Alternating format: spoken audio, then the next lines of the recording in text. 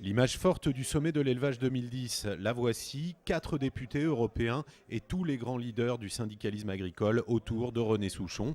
Mobilisation politique pour l'avenir de l'agriculture à Clermont-Ferrand et une question, quelle politique agricole commune après 2013 pour préserver l'élevage dans nos régions?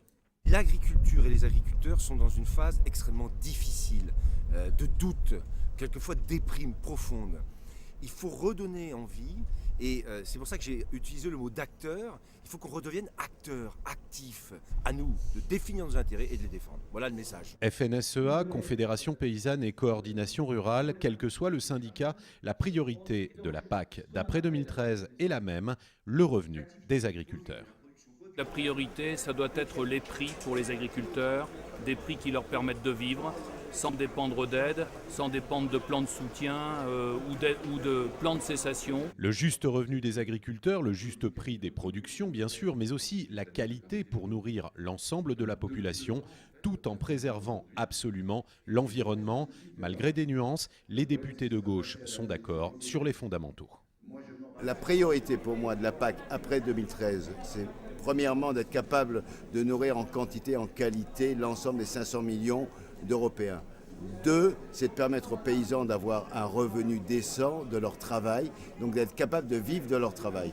Troisièmement, c'est de permettre d'avoir une agriculture qui soit répartie sur tous les territoires, qui préserve l'environnement et qui fasse vivre la biodiversité. Une PAC ambitieuse avec un vrai budget, la régulation du marché, une approche partagée et assumée aussi, semble-t-il, à droite. Le moment est venu d'avoir une nouvelle politique agricole. Alors, elle sera basée sur la régulation des marchés. Là, je crois que nous avons un consensus politique sur le maintien d'un budget. Et ce maintien du budget permettra de financer cette politique, mais avec l'implication des industriels, des transformateurs et des consommateurs. L'agriculture reste un enjeu majeur pour l'Europe. Tout le monde est d'accord là-dessus. Et s'il faut réformer la PAC après 2013, c'est pour lui donner les moyens de maintenir une agriculture durable et juste sur les territoires. C'est le sens de l'appel lancé par le président du Conseil régional d'Auvergne à Clermont. Le message que je souhaite faire passer, c'est que l'élevage est tout à fait stratégique en région Auvergne. Et que donc nous devons être en pointe, nous régions, nous élus, nous consommateurs, nous syndicalistes, pour faire en sorte que cet élevage bovin fasse l'objet de mesures d'urgence et de mesures structurelles dans le cadre de la réforme de la politique agricole commune. On ne construira pas le nouveau modèle de développement auquel aspire notre région, notre pays, l'Auvergne du Nouveau Monde. Elle ne se construira pas sans des agriculteurs présents sur le terrain. Et pour qu'ils soient sur le terrain, il faut qu'ils gagnent leur vie. Il faut que leur production soit rémunératrice et que ces productions soient de grande qualité. C'est toute l'organisation de la future politique agricole commune.